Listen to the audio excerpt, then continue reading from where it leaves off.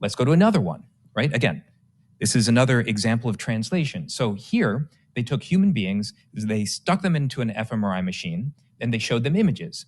And they taught the AI, I want you to translate from the readings of the fMRI, so how blood is moving around in your brain, to the image. Can we reconstruct the image then? The AI then only looks at the brain, does not get to see the original image, and it's asked to reconstruct what it sees, right? So when you dream, your visual cortex sort of runs in reverse. So this means certainly in the next couple of years, we'll be able to start decoding dreams.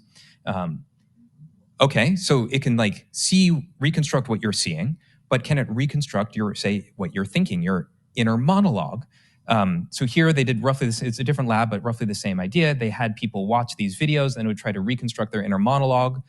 So here's the video. It's this woman getting hit in the back, getting knocked forward, okay? And then what did the AI reconstruct? I see a girl that looks just like me, get hit on the back. And have we actually fixed the misalignment problem with social media? Nope. And we haven't because it's become entangled. Now, if we talk about the second contact moment, which we focus on GPT-3, these new large language models we're going to get into, what are the narratives that we're talking about now, right? We're saying AI is going to make us more efficient. It's going to help us write things faster, write code faster, it's solve impossible scientific challenges, solve climate change, and help us make a lot of money. And these things are all true. These are real benefits. These are real things that are going to happen. And also behind that, we've got this weird, creepy face again. We've got people worried about, well, what about AI bias? What if it takes our jobs? We need transparency. Hey, AI is acting creepy to this journalist at the New York Times who wants to blackmail this reporter. And behind all that is this other kind of monster. And this monster is a set, because AI underneath the hood has grown, and we're going to go into this in a second, this monster is increasing its capabilities, and we're worried it's going to entangle itself with society again. So the purpose of this presentation is to try to get ahead of that. Because in the second contact with AI, and don't worry, we're going to get into all of this, these are the kinds of things that we're worried we're going to see. And so we are coming to you as if we're time travelers, coming back in time, because we have been asked by people, again, who are in the industry, who are worried about where this goes. And importantly, we are not here to talk about everything we're going to talk about in terms of bad AI stuff. It's not the AGI apocalypse. What is the AGI apocalypse, Asa? So just to be clear, a lot of what the AI community worries most about is when there's what they call takeoff, that AI becomes smarter than humans in a broad spectrum of things, begins the ability to self-improve. Then we ask it to do something. It, the old standard story of be careful what you wish for because it'll come true in an unexpected way. You wish to be the richest person, so the AI kills everyone else. It's that kind of thing. That's not what we're here to talk about, although that is like a significant and real concern. And, we'll say that there's many reasons to be skeptical of AI. I have been skeptical of AI. AI maybe a little bit less so. Maybe a little bit less so. I've been using it to try to decode animal communication. But at the same time, I think this is all our experience of using AI, or at least AI in the past. Siri set a 9-hour and 50-minute timer. Playing the Beatles. I think Tom Gruber is in the room, right? Help make this thing. Co-founder of Siri. Co-founder of Siri. I'm sorry. But something really different happened. AI has really changed, and it really started to change in 2017. There's sort of a new AI engine that got invented, and it sort of like slept for around 3 years, and it really started to rev up in 2020. And I'm going to give sort of like a high-level overview. So this is like a 50,000-foot view of AI. If you were to double-click and go in there, you'd see lots of different kinds of things, different species of AI. But I wanted to give you like the trend lines so we could synthesize it. So what is the thing that happened? Well, it used to be, when I went to college, that there were many different disciplines within machine learning. There's computer vision, and then there's speech recognition and speech synthesis and image generation. And many of these were disciplines so different that if you were in one, you couldn't really read papers from the other. There were different textbooks, there were different buildings that you'd go into. And that changed in 2017 when all of these fields started to become one. And just to add, it used to be that because they were distinct fields and they had different methods for robotics and for, say, image recognition, that when you have a bunch of AI researchers who are working in those fields, they're making incremental improvements on different things, right? So they're working on different topics, and so they might get 2%, 3% improvements in their area. But when it's all getting synthesized now into these new large language models, what we're about to talk about, part of seeing the exponential curve is that now everyone's contributing to one curve. So do you want to talk a bit more about that? Yeah.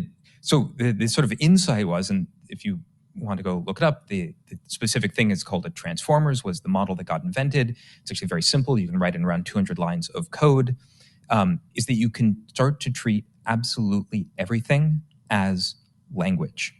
So, you would take like the text of the internet. The way these things are trained is that you would sort of take a sentence, remove some words, try to predict those words or predict the words that come next. But it turns out you don't just have to do that with text. This works for almost anything. So you can take, for instance, images. Images you can just treat as a kind of language. It's just a set of image patches that you can arrange in a linear fashion, and then you just predict the part of the image that's missing or predict what comes next. So images can be treated as language. Sound, you break it up into little microphonemes, predict which one of those comes next. That becomes a language. fMRI data becomes a kind of language. DNA is just another kind of language. And so suddenly, any advance in any one part of the AI world became an advance in every part of the AI world. You could just copy paste, and you can see how you get an influx, not just of people coming in, but that advances now are immediately multiplicative across the entire set of fields. And even more so, because these are all just languages, just like AI can now translate between human languages, you can translate between many of these different modalities, which is why it's interesting. It's like the field is so new, it doesn't actually even have a unified name for these things. But we're going to give them one, which is that these things are generative. They make large language. We're just talking about language. Multimodal, images, text, sound, they're all the same models. Or for short, these are golems. And golems, because in the Jewish folklore, the idea of these inanimate objects that suddenly gain their sort of own capacities, right? This, and emergent capacities that you didn't bake into the inanimate clay that you might have arranged, right? Not saying that they're agentic and doing their own things out in the world and have their own mind and have their own goals, but that suddenly this inanimate thing has certain emergent capabilities.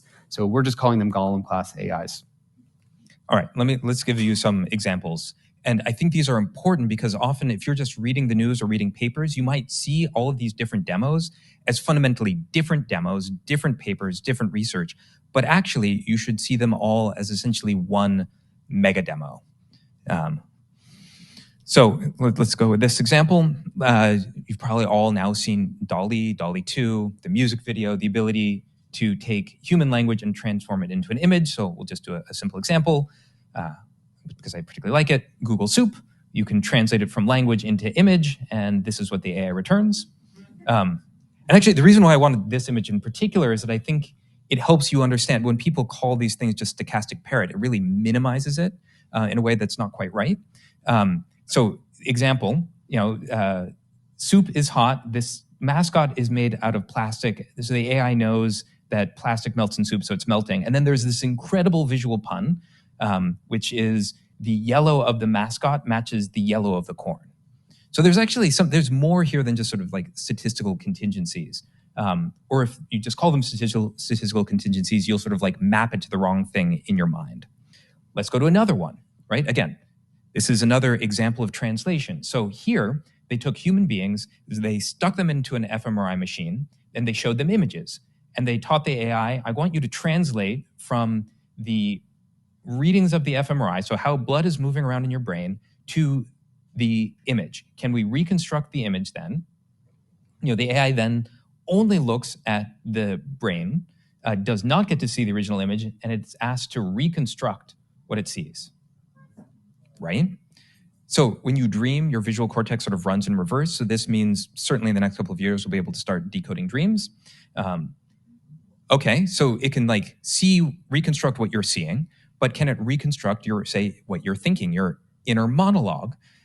So here they did roughly this, it's a different lab, but roughly the same idea. They had people watch these videos and would try to reconstruct their inner monologue. So here's the video. It's this woman getting hit in the back, getting knocked forward, okay? And then what did the AI reconstruct? I see a girl that looks just like me, get hit on the back, and then she's knocked off. So just to really name something really quickly, the point about differentiating between Siri or I do voice transcription and then it kind of fails, and AI seems to it's not really always growing or working, and we shouldn't be really that scared about AI because it always has these problems, right? And we've always been promised, AI is going to take off, it's going to do all these things. What the point of this is, I hope you're seeing that when you're just translating between different languages and everyone's now working on one system, that the scaling factor and the growth is changing in a very different way.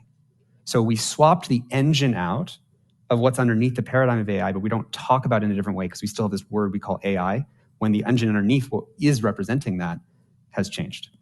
Also really important to note here, go back to that first law of technology. You invented technology, you uncover a new responsibility. We don't have any laws or ways of talking about the right to what you're thinking about. We haven't needed to protect that before. So here's one other example. Another language you could think about is Wi-Fi radio signals. So in this room right now, there's a bunch of radio signals that are echoing about, and that's a kind of language that's being spit out, right? And there's also another language that we could put a camera in this room, and we could see that there's people. And there's some algorithms already for looking at the people and the positions that they're in.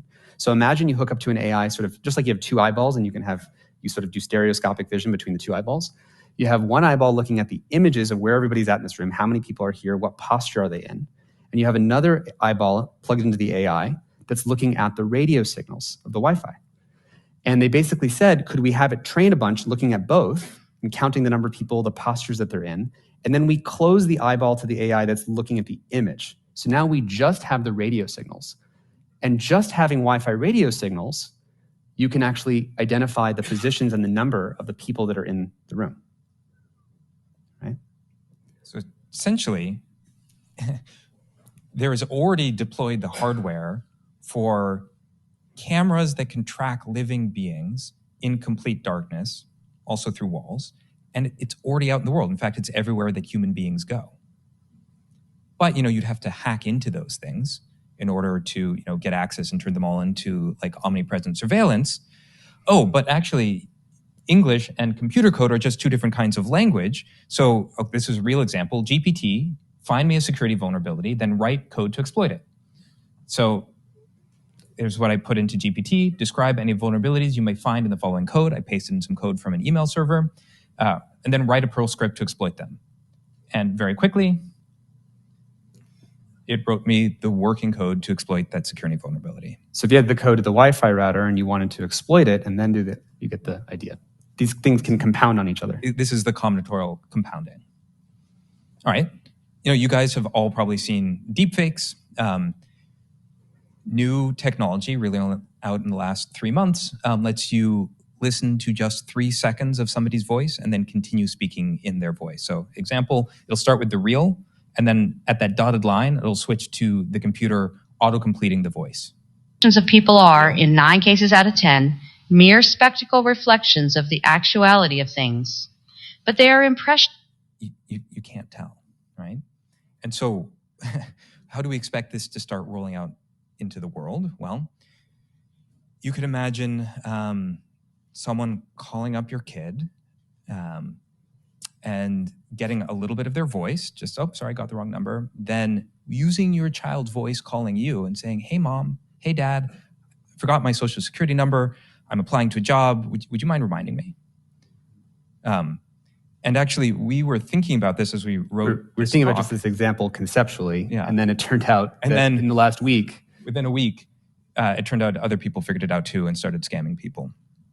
You have an example about the locks of society. Yeah, think of it as, anything that's an authentication based, you call your bank and I'm who I say I am. Anything that depends on that verification model. It's as if all these locks that are locking all the doors in our society, we just unlocked all those locks, right? And people know about deepfakes and synthetic media, but what they didn't know is that it's now just 3 seconds of audio of your voice before now I can synthesize the rest. And that's going to go, again, that's going to get better and better, right? So it's, try not to think about, am I scared about this example yet? You might feel like, I'm not actually scared of that example. It's going to keep going at an exponential curve. So that's part of it, is we don't want to solve what the problem was. We want to, like Wayne Gretzky, sort of skate to where the puck's going to be. And with exponential curves, we now need to skate way further than where you might think you need to. But just to name it explicitly, this is the year that all content-based verification breaks. Just does not work, and none of our institutions are yet able to, they haven't thought about it. They're not able to stand up to it. So we tried this example, state ID. Generate me lots of state IDs. Okay.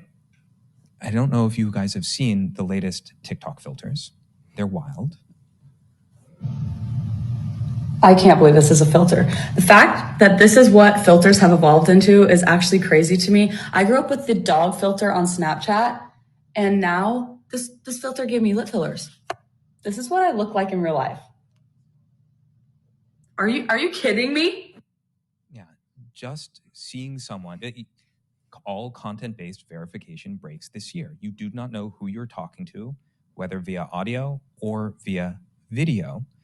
And do you want to give this example of China? Sure. Since I've been on this kick about trying to say why TikTok is such a dangerous thing for national security, you may all be aware that the Biden administration, there's been this whole negotiation. Should we let TikTok keep running in the United States?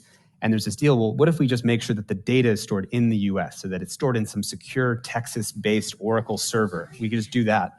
If I'm the Chinese Communist Party and I want to screw up the US right now, what I do is I just ship a Biden and Trump filter to every single person in your country that gives you a Biden voice or a Trump voice. So now I've turned all of your citizens, like being John Malkovich, into the sort of most angry Biden, Trump, information angry army that just talks all day in a cacophony, right? And that would just break your society into incoherence. It has nothing to do with where the data is stored. It has nothing to do with where the algorithm, which videos are being ranked in what way. It has to do with how we are enabling sort of a mass confrontation with disreality. And no, none of that would be illegal. Yeah, because our responsibilities, the new class responsibilities that go with deepfakes, we don't have laws against those things. So I think what we're trying to show here is that when AI learns, we use transformers, it treats everything as language you can move between and to. This becomes the total decoding and synthesizing of reality. Our friend Yuval Harari, when we were talking to him about this, called it this way. He said, what nukes are to the physical world, AI is to the virtual and symbolic world. And what he meant by that was that everything human beings do runs on top of language, right? Our laws are language. The idea of a nation state, the fact that we can have nation states, is based on our ability to speak language. Religions are language. Friendships and relationships are based off of language. So what happens when you have, for the very first time, non-humans being able to create persuasive narrative? That ends up being like a zero-day vulnerability for the operating system of humanity. And what he said was, the last time we had non-humans creating persuasive narrative and myth was the advent of religion. That's the scale that he's thinking at. So 2024 will be the last human election. And what we mean by that is not that it's just going to be an AI running as president in 2028, but that it'll really be, although maybe, it'll be, humans as figureheads, but it'll be whoever has the greater compute power will win. And you could argue that we've sort of already had that starting in 2012, 2016. The campaigns are starting to use A/B testing to test their messages. But the difference now is that not just you're testing some different messages, but the AI is fundamentally writing messages, creating synthetic media, A/B testing it, A/Z testing it across the entire population, creating bots that aren't just like bots posting on Twitter, but instead are building long-term relationships over the next 6 years to solely persuade you in some direction. Loneliness becomes the largest national security threat. All of that is what we mean when we say 2024 will really be the last human election.